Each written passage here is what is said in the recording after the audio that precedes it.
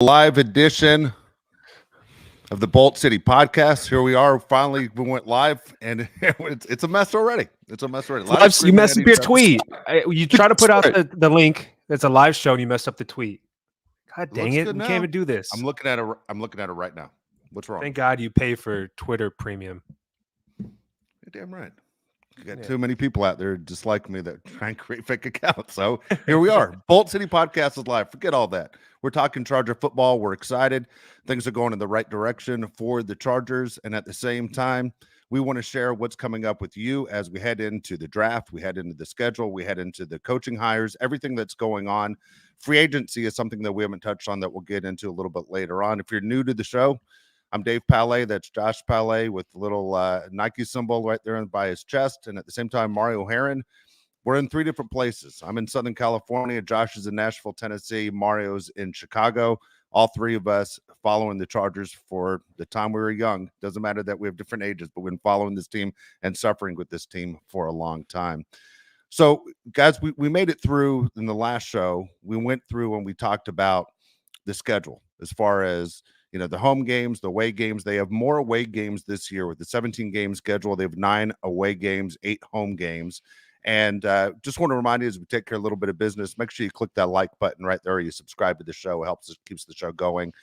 But looking at a couple things that happened in our last show, guys, I want to touch on 2 coaching moves to start the show off. One is Nick Hardwick, a San Diego Charger favorite. Nick Hardwick, who was great as the color commentator for the Los Angeles Chargers, who left San Diego and said, I'm not leaving San Diego. Well, all of a sudden, he's the radio commentator for the Chargers and did a fantastic job. I'll be honest with you. Nick was as good as anybody I've ever heard working with Josh Lewin. And then Nick decides to get out of it, becomes more of a dad, takes the family back to where Mario's roots were from, Indiana, and he raises a family. And all of a sudden, Nick Hardwick is back as Jim Harbaugh is back with the Chargers, and he's one of the coaches.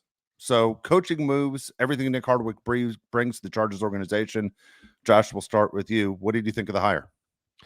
All right, so nostalgia-wise, Nick Hardwick is one of your favorite Chargers ever, right? If you like the Chargers in the 2000s, LT days, Nick Hardwick was the center with the green arms, right? As a kid, you're like, does that guy have green arms?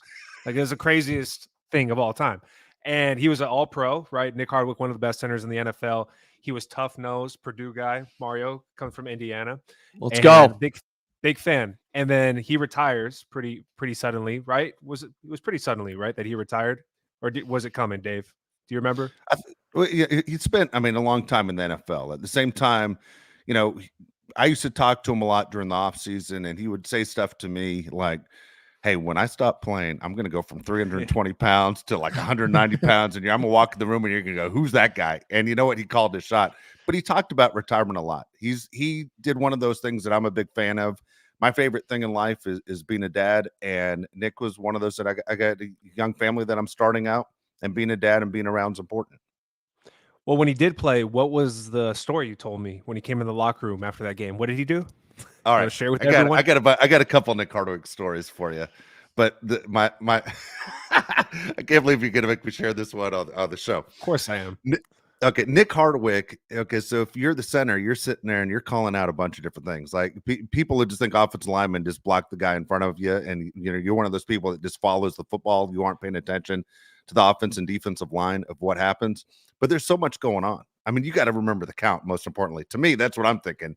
I don't want to be the guy where it says offsides on everybody but the center. You know what I mean? How embarrassing is that when you don't know when to snap the ball and you just heard it, 2 seconds ago, but you're calling out different blocking schemes, what's happening as you're on the line. Well, Nick also was a tremendous trash talker. So not only would he have the play and he'd have to call out to his teammates what to look out for, remember the snap count, but they said nobody talked trash in the NFL like Hardwick and Phillip Rivers, that they just nonstop, just running their mouths nonstop. And so he always had a great personality, always a really good guy. And it's so funny looking at him now. He's like 2 different people. When you meet him during the season, you go, this guy's a monster. 320 pounds, big dude. And he was a wrestler, Mario. I'm sure the history of Purdue and Nick Hardwick. He was a tough dude that said, hell, I'm going to give football a run. It wasn't like one of these guys that was a lifetime football player. He was a wrestler. But he was always one of those guys that kind of ran the locker room. So everybody remembers the big game. with the Chargers beating the Colts. Remember that Darren Sproles touchdown, the whole deal, and it was Oh my prime God, time yeah. game. And everybody remembers that. It was one of the most excited that I've ever seen Charger fans when the Chargers knocked off Peyton Manning in his prime. Well, the media goes in the locker room 10 minutes after the game. Some guys have already showered. The coach has already spoken. And we're all running to the lockers of the players we're trying to interview, whether it's, Eric Weddle, Darren Sproles, whatever. We're trying to get to somebody. And man, Nick Hardwick comes out of the shower. And the deal in media is you never look towards the shower. You don't want to be that guy. And Nick comes out and never did. There's names for those guys. But Nick comes out of the shower and he does the old Silence of the Lambs, tucked in underneath the legs kind of a deal. And he just goes, "We left it all out on the field." He just starts screaming. Everybody's now looking at Nick, who's standing there, no clothes on. "We left it all out on the field." And he does this big speech about how they couldn't have played any better and everything they had, they left it out on the field. And then he does the old look down. "What happened to my, and then everyone, big laugh. It was a funny line. It was a funny move. Usually stuff that happens in the locker room, usually don't share that stuff. But that was Nick. He was that guy. And so I love the fact that he comes to the Chargers, not only with, hey, I was great at this game. I wore the uniform and I have a lot to teach, but at the same time, you're going to enjoy being around me every day. It's tough to go to work every day when you're around a boss that you hate, that's just in your side all the time. It doesn't understand, that some days aren't as good as others. Nick's that guy to get guys through the long season. And at the same time, he's going to teach you a ton. I thought this was a tremendous hire. I'm very shocked that Nick has decided to leave Indiana to go back to Los Angeles to say, hey, I want to be involved with the NFL, and what Jim Harbaugh has going is something I want to be part of. Okay, so doesn't the Nick Hardwick hire follow under the Navarro Bowman hire? We want to bring guys in to be coaches that bring that attitude. Everything you just said was Nick Hardwick to a T, a guy that was a tough player, tough-minded. I don't even know how you talk crap and remember the snap count and know who you're going to block and all the stuff that goes on being a center. Really impressive. But I love that they brought in Nick Hardwick. And I don't know what you're talking about of leaving Indiana, sorry, Mario, to go to California. Come on now. Like, how do you not make that decision to go back to your roots to be with the Chargers again? I love everything about it. Jim Harbaugh is putting together a great staff. I love the direction they're going, Mario. All right, so let's get more into the staff before I mention my comments about Hardwick. So there's one guy, he's in my nightmares. He's one of my least favorite coaches in the NFL of all time, but we'll save that for here in a second. Just want to point out Hardwick leaving Westfield, Indiana. In case you're wondering, Josh, Westfield, Indiana, up-and-coming area. You live a little Chatham Hills type. It's pretty nice around this time of year. Got new Portillo's. We got Chick-fil-A action. There's a Dunkin' and a Starbucks that goes back-to-back, so if you got to pick a side, you pick a side. So there's a lot of stuff going on there. A couple of Mexican restaurants, pretty nice too, and a sushi place, sushi joint that ain't bad. But to Hardwick, hold on a second. Yeah, hold on. Yeah. Number one, I'm not going to get Mexican food in Indiana. How far is Indiana from Mexico? It's pretty good. Two, I'm especially not getting sushi in Indiana. How far is the ocean from Indiana? It's far. But that's what makes it more exciting. Okay. Yeah. We'll pass. Look, listen, I'm in a pretty big city right now in Chicago that has a lot of good food and everything like that. I'll say this. The Mexican food in Chicago doesn't come close to Indianapolis. Shout out El Camino. It doesn't even come close. Doesn't even sniff it. Not even in the ballpark. Now, I have not tried California. I bet California's a lot better. But until then, touch Mexico. Yeah, I mean, just saying. And Brandon Hannon, that's saying Mexican food in the Midwest is awful. You haven't been to Indiana, baby. You haven't been there yet. So take a little track to Indiana. We'll see what happens. But back to it. Also, like to point out that Westfield had maybe set a record against them in lacrosse. Just want to add that, throw that out there against Westfield. Good. So, just a little rival action. But no, Hardwick's you mentioned, Josh, it goes hand in hand with the Bowman hire in terms of guys that we look to set an attitude and set a culture and set this mentality of we're the aggressor, not the one being, attacked on this side of the football. I think he's a big part of that. I'm happy to see him join the staff. Also pumped to see a head coach that's that tatted up with green arms join the staff. That's going to be incredible to see every Sunday. That's going to be terrifying. I think he's going to bring a whole different attitude. And he's going to bring that mentality that Harbaugh is looking for, that we need in the Charger building, right? Like we need this attitude change. So let's go ahead. Let's get to it. Let's bring it. That being said, guys, and Harbaugh we trust. I trust him. I liked a lot of the coaching hires. But Mark Trustman, are we sure we want to give him a key card to the building? Are we sure? That last year in Chicago was pretty ugly, and I understand that like dealing with anything offensively in Chicago, you're already about 5 steps behind. Are we sure, Dave? Like, are we sure we need Mark in the building? Okay, here's the funny thing. So we're in a group text, and whoever gets Charger news, we start texting the other two guys. So Mario puts on a group text, Mark Trestman hired. And I wrote back, by who? By the Chargers. And I went, for what? Like, what is he going to do? And then, I mean, it was one of those that my brain was racked. I couldn't believe what just happened. Like, what are you saying? Like, he literally, if you look up his Wikipedia, it says he retired in 2017.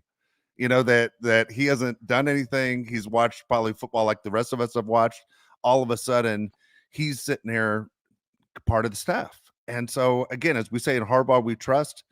At the time, Mario, you correct me, but when the Bears hired him, he was supposed to be known as this genius, right? Genius football coach. It didn't work out.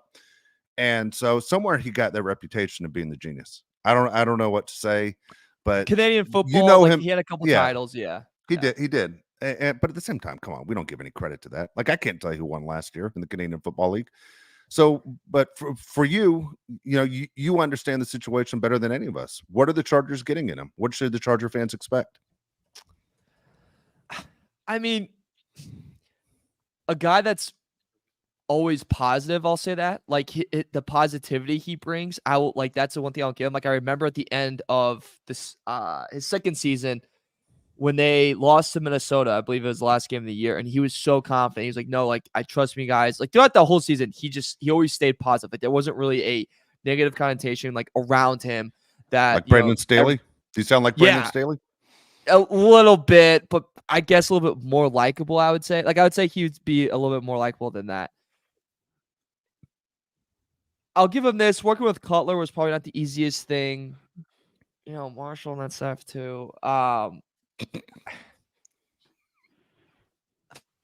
I'm struggling to find a lot of positivity to say. Like, I really am. I really, really am. Because he's scarred. Like, that era was like the era that had so much hope. You're coming off the 2010 run, and like, just dude, honestly, you got me back in the nightmare. I remember seeing Greg Olsen, and like that whole offense was so excited, and then it exploded in our face, and then it was the Great Depression. Doesn't Mark Trestman and Greg Roman have to talk to each other in private and be like, how did we get these jobs? How did this happen? And if you look up his title, Mark Trestman, it's senior offensive assistant, which AKA means like a consultant for football, which I don't even know what that means. Like a senior offensive assistant. What is his actual role? Just to give his input, right, of what he sees. If you need somebody to be around to be positive, I'm all for that. But if he's not a good coach, I don't want him to have any input in the actual offense. I don't know how else to put this. I don't want him to be a part of the offense. I don't want Greg Roman to be a part of the offense. Yet it's Harbaugh we trust, so we're not going to talk crap, right? We made a pact together like a month ago. We're not going to talk crap about Harbaugh until he deserves it. Up until this point, he doesn't deserve any crap talking, so we're going to remain silent. Do I like Mark Trestman? No, I don't. I'm glad he's a good guy. Doesn't matter to me. I want him to be a good football coach. Greg Roman, I'm sure he's a great guy, also a bad football coach. So, like I said, it's Harbaugh we trust. I mean, I don't know what else to say, guys. These are two guys that a lot of other teams would not hire. Okay, why do you need a senior offensive assistant when you have Greg Roman? You don't. I mean, it's not like you just see what I'm saying. He's not a babysitter. It's a babysitter, and nobody wants a babysitter. Nobody wants somebody looking over their shoulder. I don't care what job you have, but especially if you've been around and you're a veteran like Greg Roman, why? Like, I have no idea. If I'm Dean Spanos, I'm like, I gave you a lot of money. Like, what am I giving that guy a lot of money for? To babysit this guy that's supposed to be a veteran coach? Like, I don't understand this one. I'm not freaking out over it. I just don't understand why. Why was this necessary? I will say there was a hire, though, that I really, really liked, and that was bringing back Shane Day. And it's for the sole reason of we're on our third offensive coordinator in 3 years. So it's 3 different offenses that's getting thrown at Herbert. And to have a little bit of, familiarity, speech impediment. So for the YouTube comments, don't rip me for that one. Go ahead. But to have someone that you've been around with and to have experience with and to kind of have some similar philosophies can kind of help you understand your third offense I think it's going to be huge. So I like the bringing back Deshane Day. I thought that was more of a smarter move by Harbaugh, by the Chargers, and bringing him back. And that makes me feel a little bit better. And he was also with the Texans last year. And I don't know, Texans looked pretty damn good last year on the offensive side of the football. I really like bringing him back. So I'm really hopeful that bringing him back helps out Herbert learn in this third offense. And like you said, I know we're questioning Roman and trust in a line to Harbaugh we trust. I just really, really hope for Herbert's sake and obviously for our sake though, but that this gets up and gets going, Josh. Because getting another offensive coordinator after this, I've seen, I'm in Chicago. That's all they're talking about is do we have to get another offensive coordinator? That's the last thing you want to do is just play roulette with offensive coordinator, offensive coordinator, offensive coordinator. Unless they're all getting jobs, that's a better thing. But if they're all just getting fired, that's a fart, gentlemen. Here's my question for both of you guys. Wilks gets fired in San Francisco, which I thought was a super weak move. And I defended Shanahan on the last show saying he gets too much hate. Why is everybody hating on him? I'm going to hate on him right now. I think him firing Steve Wilks as the DC right after the Super Bowl was a weak move. I thought Steve Wilks was fine, and I thought the 49ers defense did enough to win the Super Bowl. Is that somebody, Mario, you would have liked the Chargers to bring in if we would have known he was going to be fired instead of Jesse Minter? No, because I like Minter being brought in just because Michigan's defense was just so strong and he's a Harbaugh guy. I don't want to say right away oh my god, no, give me Wilks right away. Give me Wilks no matter what.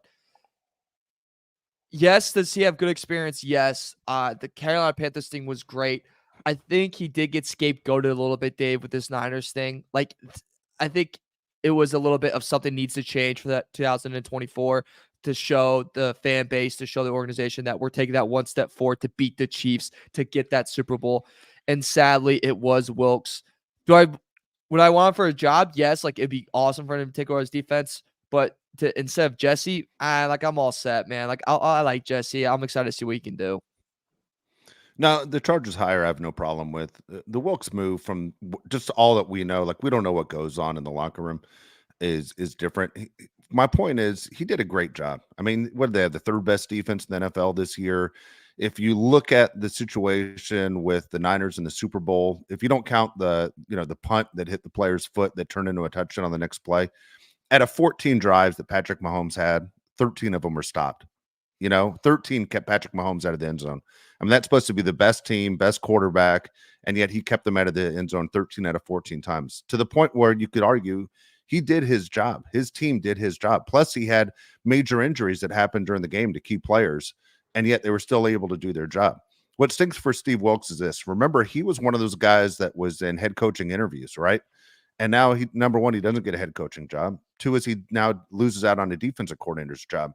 He's one of the best defensive coordinators in the NFL. And I think a lot of teams that even made hires, including the Dallas Cowboys, who officially named Zimmer as their head coach right before Wilks was fired.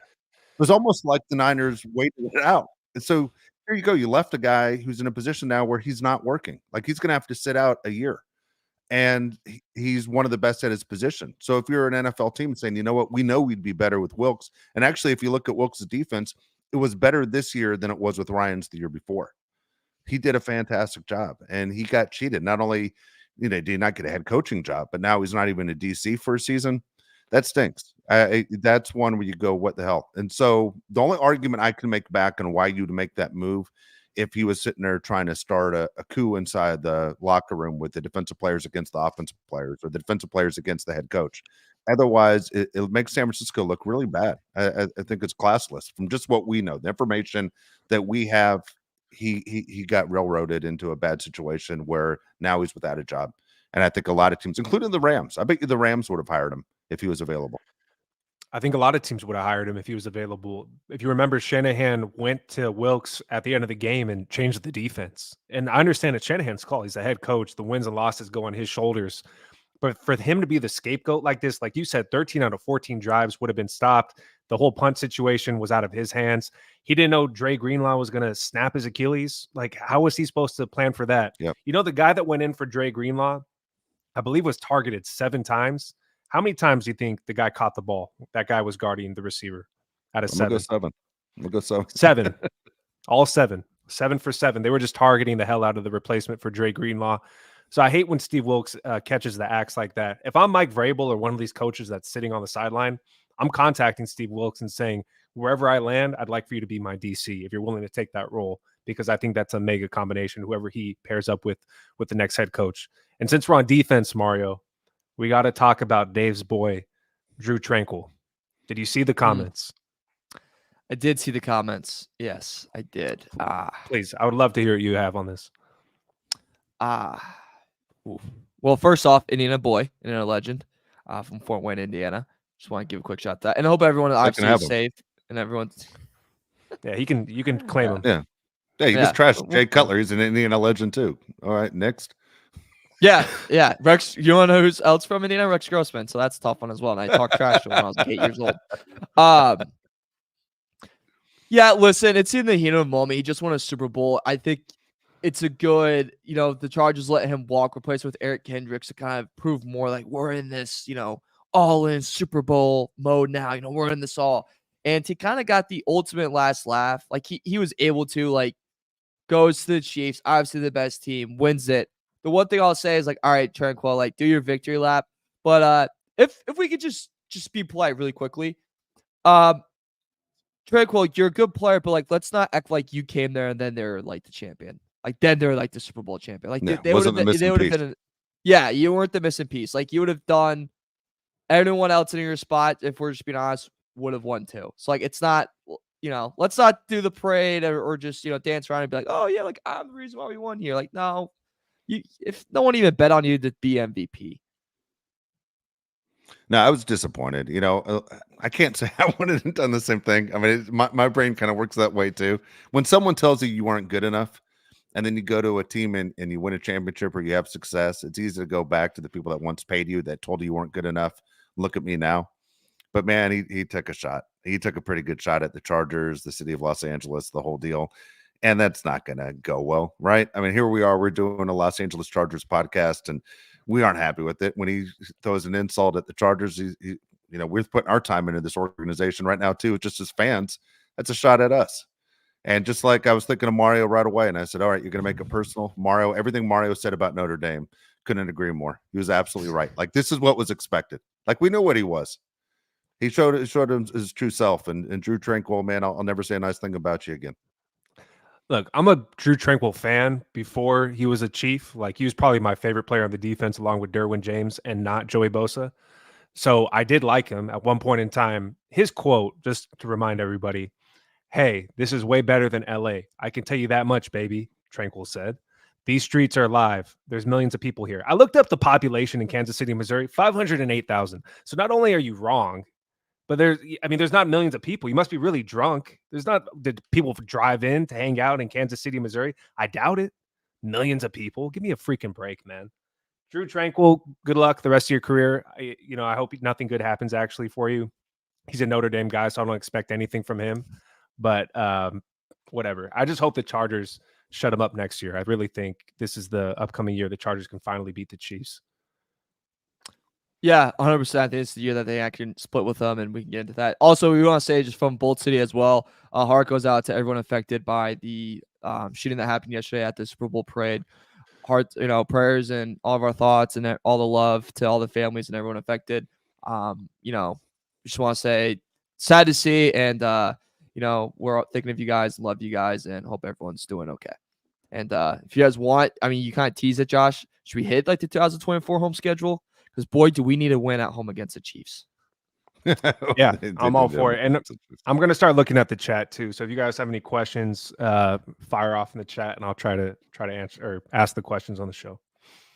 All right. So here we are. The Chargers 2024 home opponents as we went through the road games in the last show. Of course, you have the three teams you always see. You see the Raiders, you see the Chiefs, you see the Broncos coming to town. We'll give our predictions on those as we get closer to the season because, in all honesty, we don't know what the roster is going to look like for either side, especially the Raiders, who probably will pick up a quarterback in the draft, and there'll be a different team as well. For the Chiefs, you don't know if they're going to keep Chris Jones. For the Broncos, you don't know if they're going to keep Russell Wilson. So it changes some things. But here's your home schedule. Your home schedule. And I kind of always ask you guys, would that be enough to have you purchase season tickets? Okay, so Tennessee Titans are coming to town. The Ravens come to town. the Bengals come to town, Saints come to town, and the Buccaneers. Those are the teams you're going to see. So again, it's Raiders, Chiefs, Broncos, Titans, Ravens, Bengals, Saints, Buccaneers. You like the schedule? Yeah, I like the schedule. Besides Ravens and Bengals, we got Saints, Bucks, Titans. But that's Ain't enough. bad. Okay, look, the Ravens and Bengals right there, just because of their quarterbacks, would make you say, I want to see that.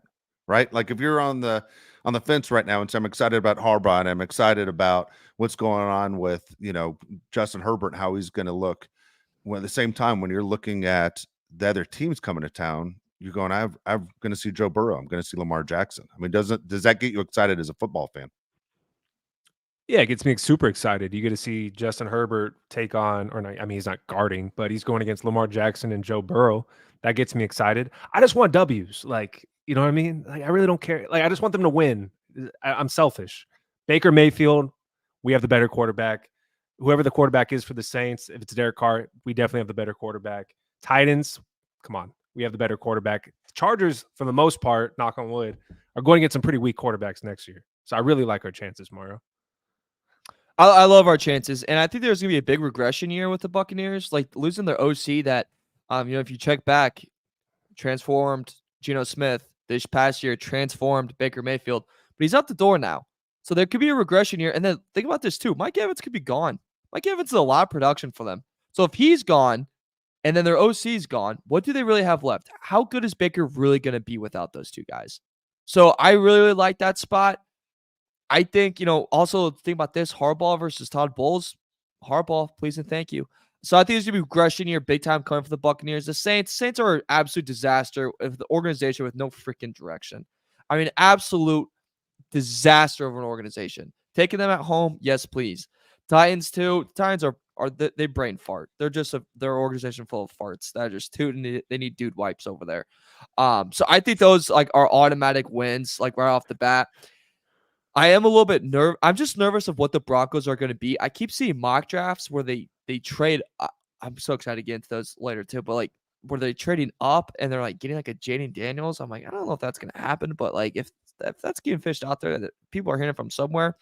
But I am really, really excited, Dave, that we do get Ravens and we do get Bengals, which obviously are tough opponents, but I'm really excited that we have them at home. Like we don't have them in Baltimore and we don't have them in Cincy, because boy, are those really hard places to play.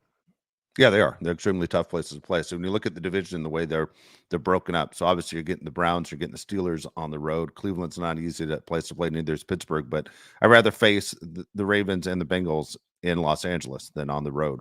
At the same time, when you look at the NFC South and you're going, that whole division stinks too. But the two teams where I wouldn't want to play them on the road of my choice would be the Buccaneers and Saints. I'm glad those games are in Los Angeles too. I'd much rather play the Falcons and Panthers on the road than waste them here in Los Angeles. So I think the schedule works out really well for the Chargers right there. Overall, it's funny when you mention Saints, you talk about an organization, no direction. There's some talent on that team, but what do we always say? The successful teams have that coach quarterback combination. You have Dennis Allen and Derek Carr. What? Like that's your combination. All those coaches that are sitting out there right now, Belichick, Vrabel, yeah, hell, even Steve Wilkes and Dennis Allen, you're going to stay with him? He's your guy? Okay. So fine. I'm okay with that. And you're right with Tennessee, one of the worst rosters in the league. The roster is going to be even worse next year.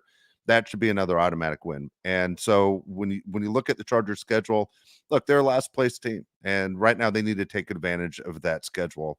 And we'll see what Jim Harbaugh and Justin Herbert look like in 2024. But I believe this is a step. If this is one of your first times listening to the show, we've set up for a while. Within the next 3 years, we think we're the ones that are going to have a parade. Los Angeles is going to have a parade for this team. We think they finally win a Super Bowl, and this is step one. And I like the schedule for the Chargers this year. I love it. The Chargers get the hardest division in the NFL, I believe, in the AFC North. It is. And then the weakest division in the NFL and the NFC South. So you get, great division and a bad division in the same season. No game is an easy win, but I want to go to the chat. So we have some comments here. Some of you guys can't spell for crap, which, I mean, it's okay. We still love you. I can't either. Yeah, Mario can't either. People saying they still like Drew Tranquil. Dude, as a person, like, Why? sure. Okay. Like he was cool before a few days ago. I don't like him now. He doesn't like Yeah, he's you. an How about enemy. that? Yeah, he doesn't Yeah. like you. He doesn't like you. Yeah. Yeah. Rank the Roman higher on a scale from 1 to 10. 1. What do you guys say? I'll go 7 because of the run game. 7 because he's gonna really Okay. Good at the run game. I'll bump it up to 4. I'll just go 5. 5. I was disappointed by it. Out of all the offensive right. geniuses, I go 5. All right. Come on. Are you worried? This is from Joshua Alberto. Are you worried that Jim loves Ted Lasso? I love Ted Lasso. I What's that love Ted supposed to Lasso. mean? Ted Lasso First is like one of season. my favorite TV shows. First season. The other seasons they missed me out on. Like I couldn't. I was like, ooh, really, it was a steep drop off. Really? I disagree. Love Yeah, I it all the way disagree through. big time. Yeah, I didn't love. Could have been better. Well, put it this way. I'm surprised that Jim Harbaugh, and from what you know of him, I'm surprised he liked it. I loved it. I've been You're a coach for surprised you 30 liked years. it? I He loved tries it. to act like Ted Lasso, I feel like. Very positive, and you think you're surprised? I am surprised. Okay. Yeah. Do you think he does the meetings? The I just want to barking see and him do the everything? dance. I want him to do the dance. Yeah. Stephanie Lopez says 7 primetime games is her opinion. 7 primetime games. That'd be epic. If the Chargers used had to be 7 an- primetime games. There used to be an I think they're NFL gonna get rule on 5. this. Yeah, there's I think they're enough gonna get rule, I 5. thought, on 5. I think there's a rule on 5. Yeah. I mean, But the Chiefs again, play on primetime all the time. They have to have more than 5. I think it's Yeah. 5 because ratings would show that if it was the Dallas Cowboys, it would be the number one watch, primetime show every week. I think that's why there's a limit on it. Okay. So let's think about this really quickly. So like we look at their home schedule, look at their road schedule. So you can make an argument that a Chiefs Charger game will be a primetime game. One of them will be.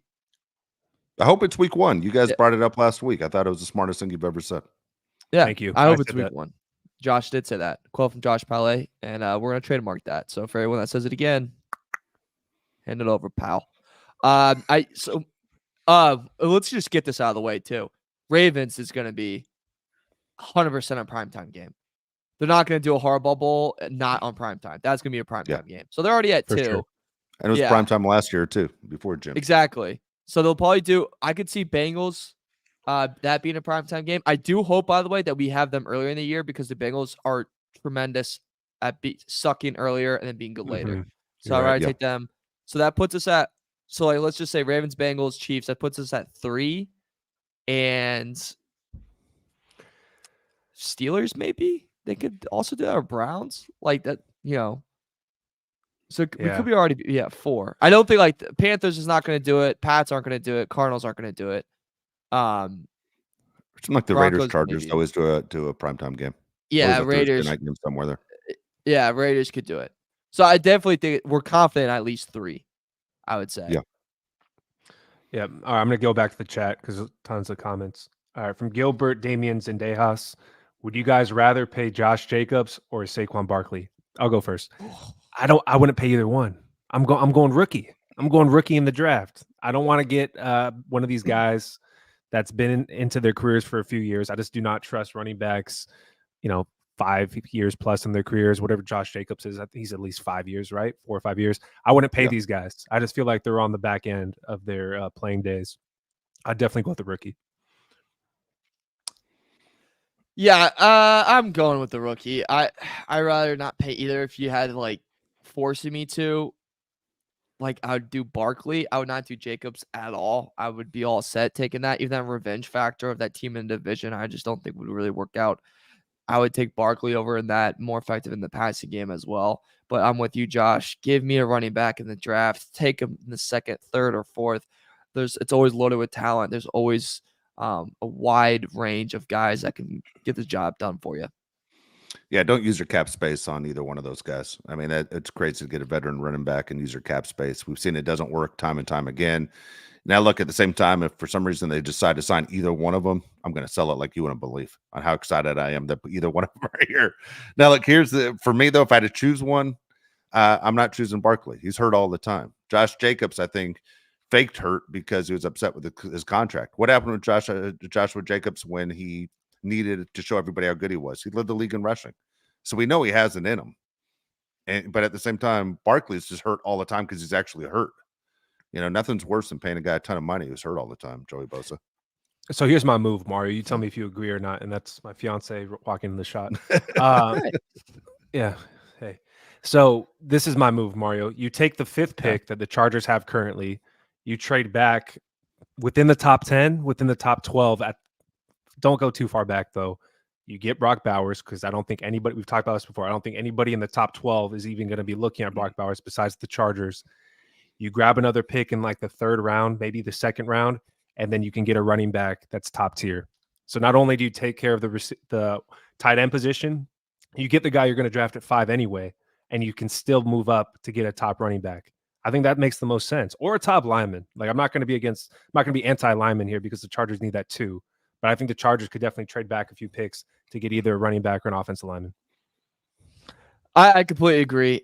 They could definitely do that if they want. I think they also, to your point, like if they wanted to trade back for even like Malik Neighbors, like that's fine. Like if they go through this process and like have all the wideouts, we like Neighbors more than Marvin Harrison Jr., or we don't want to trade up enough to get Marvin Harrison Jr., or what's the guy's name from Washington? I always forget this guy. Rome, yeah. If you want to get him too, and he can go later on. Like there's a lot of different options at 5. I mean, we mentioned it multiple times just how many things you can do there. I like that. I like that play. I like that option. I think the biggest needs, and I think the big need for Harbaugh that we're going to see, Dave, and I've seen it over and over again already in mock drafts, is there's a big consensus on O-line and blocking. And I think that's what pushes more towards Brock is you get 2-in-1. You get the blocking and then you get the playmaking. You get your Kittle, and I think that's can be really, really huge for Harbaugh. And then plus the recruiting picture that has gone around Twitter multiple times. And I just love every time that if someone gets recruited, they're always connected back to you. It's like, all right, it's fine. I was recruited by Trine for lacrosse. I'm always connected. So Brock Bowers is obviously who I want, and like Harbaugh being signed by the Chargers is big name. We've said on the show, it's like getting your 1st round pick, but at the same time, I still want that guy like more than this year than any other year. When you're looking at all these scrolls that go across your screen, or you look these things up like we do, and you're seeing Caleb Williams, you're seeing Drake May, you're seeing Jaden Daniels, you're seeing different guys, and then Marvin Harrison Jr. going to the Cardinals. And then all of a sudden, Joe Alt, offensive tackle from Notre Dame, pops up at number 5. You're like, Not bad. Yeah. Well, it's not bad, sexy. But I'm not buying the jersey. You see what I'm saying? There's a difference there. I understand. Yeah. Do you have your guy for the next maybe 13 years protecting your quarterback? Yeah, absolutely. Will you regret that pick? Absolutely not. You will not. But Bowers to me is almost like a once in a lifetime tight end. And I say once in a lifetime because there aren't too many of them that are like Kelsey, like Gronkowski, like Gates, the guys that just find a way to get open over and over and over again. The difference is that you guys said he's a tremendous blocker as well. Whereas, Gates was a tremendous receiver, not known as a great blocker. Tony Gonzalez did a little bit of both. But if you can get that tight end in there, it is the hardest position on offense to take care of. You can sit there and neutralize a running back. You can do the same thing to receivers. But if you have a tight end mismatch, man, it lasts a long time. I mean, we keep waiting for the Chiefs for hopefully Travis Kelce at 34 announces his retirement just so we have a chance in this division. For the Chargers to have one of those guys would be fantastic. Yeah, tight end is the missing piece. I mean, it's clear as day that the Chargers need a tight end to be serious. I'm trying to read the chat. I'm trying to talk to Mario at the same time. Not very good at multitasking here. Mario, what are you talking about? Denver Raider trade option. Oh, so someone asked, would you trade? So we have 2 questions coming at. Shout out to AK. He asked me if Bears get 5th pick and 4th round from the Chargers for 9th pick, 2nd round, and Cole Kmet. I don't hate that trade because I think at slot 9 you can obviously get Joe Alt or any receiver or do anything like that. The bad thing about Cole Kmet is he's more expensive than Brock Bowers. I think Brock Bowers is going to be 10 times the tight end that Kmet will ever be. Kmet, also a nice guy. I almost said from he's from Chicago, but he's a nice guy. And thanks again, but Brock Bowers, 100%. You know what I like? I wanted to bring this up because I had it and I just lost it. Thanks you guys so much for commenting. Keep commenting too. If you guys, if we get 20 more comments, Dave's going to send you guys all $20 in Venmo. Oh, well. Ooh, yeah, eat a head of lettuce at one point. There's sorry, I can't find it right now, but there's a chat. There's a question of would you guys do a trade? Would you rather Chargers do a trade with Denver or the Raiders to go down to 12 or 13? And Dave, I go yes, but you're gonna get the farm from them. Like make that the biggest pain in the ass as possible because both are desperate for QBs right now. And I would twist their arm. I would make sure they're crying real tears and are on the phone with their mom right after of saying how badly and how much they just gave up. Like really grinding their gears on what they would need to give up for that 5th pick. I don't trade inside the division. I'm not a fan of trading inside the division. I'm definitely not trading with Tom Telesco. You know, I mean, Telesco knows this roster better than anyone else. You can have anyone on this roster that you drafted, Tom, that you stuck us with. But at the same time, no, I'm not making a trade inside the division. I'm not for that at all. Not a fan of that. See, I trade within the division if you get more than they want to give up. Like Mario said, like I'll give you the 5th pick because everyone's desperate for a quarterback, right? Exactly, because they need that quarterback. Both teams are going to take a quarterback, so you're going to say, "I'll give you the 5th pick, but I want your 2nd round pick too." And I would definitely do that because then once again, you can probably get Brock Bowers, and then you're getting a big time offensive lineman, running back, whatever position you need. Linebacker, let's not act like the Chargers don't have terrible linebackers, so you can get a linebacker as well. And also, don't shake your head at me because I'm eating cashews. I'm hungry. Dude, all right? You don't eat on there. That's crazy. That's crazy to eat on air. I hate that. That is. I was on mute. Dude, I was on mute. You couldn't even hear me chewing. You look like a horse. That's I don't crazy. like it. All right, I apologize. It's my biggest pet peeve in any show. Dude, okay. It looked like you're eating freaking yogurt covered raisins. I was like, what the hell is this guy eating? Cashews. That's crazy. Dude, calm down. Mario, are you disgusted with me? Dude, I mean, disappointed by it. I'm not disgusted. I was just sitting here waiting for like to hear the in the mic. Like, I went on mute. I got to give me that. I'm sorry. You did go on mute. You did go on I know mute. optically it wasn't good. Wasn't nice to look at. Good Anyways, source get of back to the protein. show. Yeah, it's a great source of protein actually. Okay, people are saying they wouldn't want to trade in the division. That's fine. I mean, everybody's entitled to their own opinion. I don't agree with you, but that was my opinion. But good. Yeah, that's fine. Yeah, take advantage of the farm. Yeah, I agree with you, Richie Farley. You got to take advantage of what they have because you know they're gonna be desperate for a quarterback. I don't know. I mean, I think the Chargers need to focus a lot on defense too. I know we talk about offense a lot on the show, but like I just said, linebacker is a glaring need to me, Mario, and you have to address that in this upcoming draft. I cannot imagine that there's going to be a Jim Harbaugh team without a real middle linebacker. No, 110%. It's something that they desperately need to fill, and they need to fill quickly because it's, Kendrick's up there in age, and, it's very important. I know that the position has almost become devalued a little bit the past couple of years, but still like your vocal point in your defense, right? Like that's still the leader on your field as a linebacker. And we saw when Derwin James had to call the plays for the defense and, kind of run the defense in a safety position. And it just like really didn't work. Like he didn't really like that. It kind of messed him up a little bit. So the need for a linebacker is really, really huge for the Chargers. And hey, just a little thumbs up for you guys. Thumbs up for the fans that are tuning into right now. But it's something that's glaring that needs to be fixed. If I had to do like an order, I think of what the Chargers need right now, I'd still put tight end at 1, Dave, just for solely if you looked at the final 4 teams left this past year, all had the tight end position squared away and tight. And 2, I'd put a line, and then 3. Actually, 3, I might put corner instead of linebacker still. I don't know. Corner and linebacker might be kind of tied for me. It's funny. I like to go old school on some positions. I don't mind going to the younger players as far as running backs and receivers, like through the draft. Defensive backs through the draft don't bother me, but I do like some of the veterans. Whether it's O-line veteran, which there's always going to be offensive lineman veterans out there when you look at free agency, and at the same time, linebackers. It doesn't bother me at all to go veteran there. At least I know you have guys that know what they're doing. Unlike, Murray, who you draft and you're excited at Oklahoma, and you're going, guy gave up 53 points a game in college. Why would he be good in the NFL? And he's been terrible in the NFL. So I'm always for going for a vet at the linebacker position. Not one that has too many miles on him. We've seen that before, but at the same time, the Chargers have hit home runs at that position as well. And it's worked out with some, it hasn't worked out with others, but I think sometimes it's easier to go veteran on the defensive side of the ball through free agency. and go through the See, there's draft on offense. Yeah, I don't disagree with you there. There's a guy that's a free agent next year. You tell me what you guys think. I don't think the Chargers can spend any money really because of their cap situations. I don't know if any of these guys are actually viable. Patrick Queen from the Ravens, free agent. Love him. Love him. Love him, but One I of my think they're favorite gonna bring him players in back the league. quick. Yeah, one of my favorite players in the league. I'd be shocked if they were able to get him. Yeah, I don't think he's leaving the Ravens, but he is a free agent. So I think he's going to test the waters. Mario, you think it's not going to happen? I mean, I highly doubt it. He'll get tagged.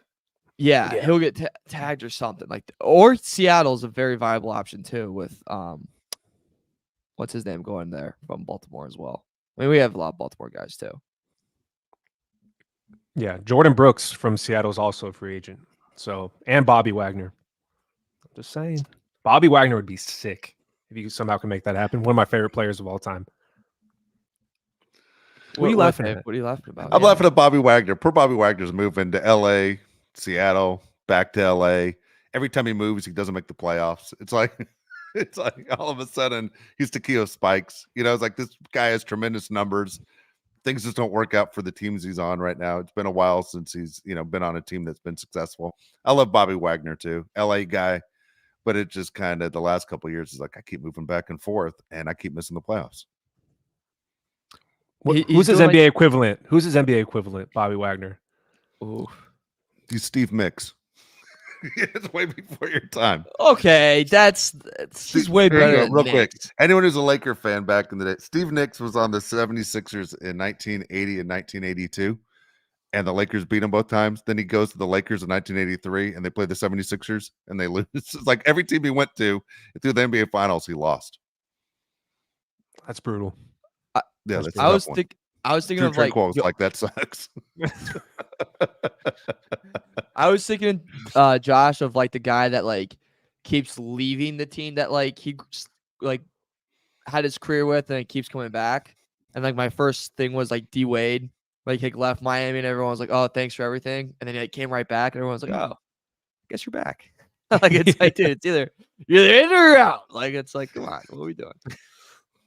It's like, D Wade, were you in Cleveland? Yeah, I was there. Yeah. Are you in Chicago fighting Rajon Rondo? Oh man. Yeah, that's the way it goes. Oh my gosh. All right. So that was our first live show that we did. All right. We knocked it out. Appreciate the comments. You guys actually it was fun to sit there and listen to people with questions as the show went on. We do have some guests that are gonna join us through as we get closer to the draft. I get some ideas what the Chargers are going to do in free agency. When we come back and we do the next show, we will focus a little bit more on which free agents are out there, which guys possibly fit in. At the same time, we're going to update you on the draft as we hear more and more, because I'll be honest with you, this is one of my favorite times of the year, guys. And so we will talk about the draft every single show leading up to it. And right now it looks like the coaching staff kind of might be settled. I mean, it looks like we kind of have an idea of what Jim has finally decided to put all the pieces together, and now moving forward. The next move is going to be, of course, where they are cap-wise. Which guys will not be wearing a Charger uniform next year, which I think will be fascinating for Charger fans and for people that follow that team on how they're going to clear space up as well. So, again, we ask you to click the like button. We ask you to subscribe.